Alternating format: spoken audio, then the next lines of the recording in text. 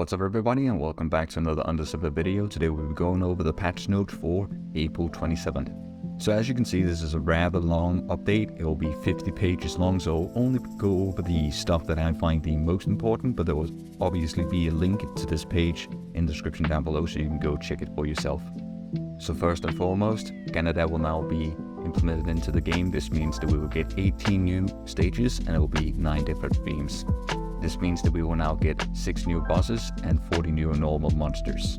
For this update, we will also get the challenge difficulty. This means that once you have completed Act 11 on challenge mode, you can also compete in the challenge mode for Act 12. Once you have completed Act 12 in challenge mode, you will also gain access to this new Stardust of Evolution 2. Specifically what this item does is that you can go into your skill tree and then you have these certain specialization currently we have free when you're at max level.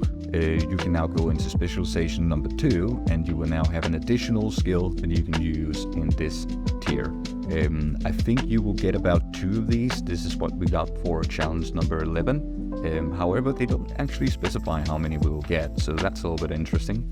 Obviously with this update, the season mode is now coming out, and something you might want to pay attention to is that there's something called character transfer. This means that you can take your old character and transfer it into season. However, be aware that if you do something like this, everything on that character is going to be reset.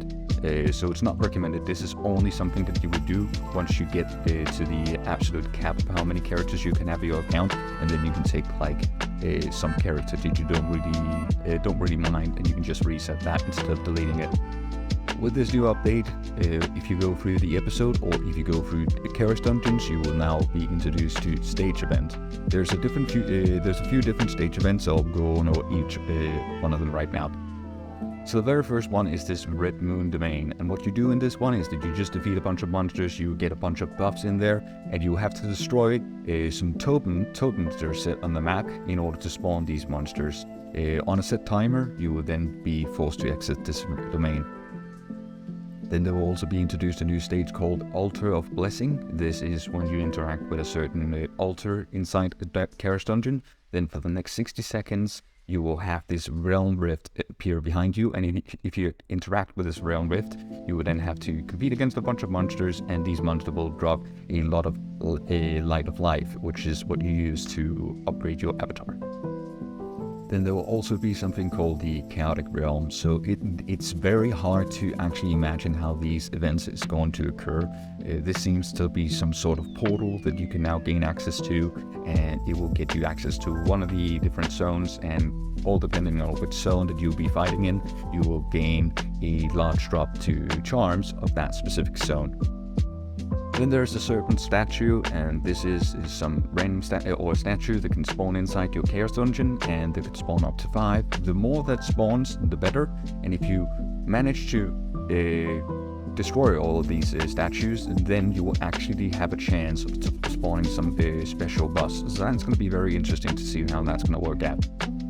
So on the screen right now is a timetable for the descent spawns, and for the first bit, as we started out, the season starts out, the bosses will be on easy mode, and as we get further and further in the season, they will progressively become harder. To see exactly which bosses you want, there's going to be on a certain week. I recommend that you check the link in the description down below. However, it does seem like we can actually select normal mode and we can select hard mode. So this table we saw up above will be connected to if you choose to go on normal mode, and over here if you choose to go on hard mode. These will obviously intertwine. So normal mode has that will be week 4, or week 18 will be the same as week 4 on hard. So hard is going to be very challenging, but it seems like we're going to get a alternate version of the descent rate that's actually going to be a lot easier for a lot of people to compete at, because you can actually gain access to these descent runs as soon as you hit level 60. A new gale mode will be introduced in the game as well, the Constellation of Time. This one will be you gain access to a certain area, and you will have to fight a bunch of monsters, and instead of items, something they call emotions will be dropping instead, and depending on how many of these emotions you pick up, you will be rewarded once the constellation is completed. In order to gain access to this constellation, you will need to have something called World's Memory. This can be accessed through your alchemy table or through Chaos Dungeons. Zodiac stones will be introduced into the game, which means that you can further customize how your character is going to benefit from your zodiac table. However, this is not something I can go further into, because what you're going to do exactly with your character is going to be very, very different from what everybody else is going to be doing with their character. So this is just going to be like up to people themselves to figure out exactly what's the best way for them. To gain these zodiac stones though, it is important to note out that these are coming from the constellation of time. In order to equip these zodiac stones, you will have to meet some engraving upgrades requirements. However, these are not specified yet what they are. Then the bounty and the black market system will now be introduced to global as well. This is where you can go up to the black market or the bounty, and you can get a certain bounty for a specific monster in some dungeon, and then you can go kill a bunch of those and you will be rewarded with pirate coins. These pirate coins can be used to purchase specific items on the black market. Another update that we'll be getting is that you will now have 4 instead of just 2 passive slots that you can unlock on every character. Do note that these will become somewhat pricey. The 4th slot will cost 10 million gold. However, we do not know exactly how gold is going to be a factor in the next update. Then there's a bunch of alchemy changes. I'm not going to go over specifically what these are, because these are very dependent on like. Then there's a bunch of alchemy updates. These are specifying, like, for example, that we now can gain tier 8 charms, and you can now get this through the alchemy system. There's quite a few changes to it, like unique cares card and stuff like that, but I will let you guys go through that individually, because this might not be very interesting. A new weapon will be introduced in a new update called the bowgun. I'll not be going over this because this is very difficult when you cannot showcase it. So I would let that. I will have that waiting to when the update actually drops. So this is actually a pretty interesting change. The Chaos Dungeon difficulty will actually see it decrease when you get to tier 1. However, at the later stages, you will still see a massive increase. So last update, the highest monster would be level 100. This update we're going through right now, they're 120 at max.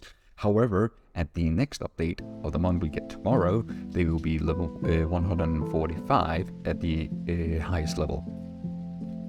Darkness energy, the one that you use to juice up your cards, is no longer going to be dropping in the game. However, they specify that you will now have something called Sealed Darkness Energy Bundle, and if you enter a Chaos Dungeon with a Chaos card that is upgraded, you will now get this item that you can now trade for 30 Darkness Energy when used. Some new content also to the Chaos Dungeons. You can get surprise missions. Exactly what those are going to be, I'm going to wait for the update as well, but you can see a list of it on the link down below. 2 new authorities will also be added onto the Chaos Dungeon. This is Hamal and it's a Cuban. This means obviously that you will also now have these authority stones that you can use to actually access these boss in the Chaos Dungeon. A new item that you can gain access to with this update is the item called the Artifact, and this is something that you can use to buff your avatar. A complete list of what these artifacts is going to do will be in the link description down below, and it's a quite substantial list. It is a couple pages, so there's a lot to dig into there. For unique drops, there will be 87 high-level new. For unique gear, there will be 87 new high-level unique gears that we can gain access to, but there will also be 92 new unique gears. These are not specified, so they will be mid-tier to low-tier items. If you are part of the official Discord server, you will now know that there is something called skill skins. This means that you can now purchase skins for your skills in the shop. This is going to be the main way for the company now to earn their money, is by offering beauty products that you can use or you can purchase in the game. There seems to be quite a lot of items now that you can purchase just for rubies, where before it was just diamonds. So that's going to be a little bit interesting how that's going to be. But I hope that the further I go down this list, the more knowledge we will gain on that.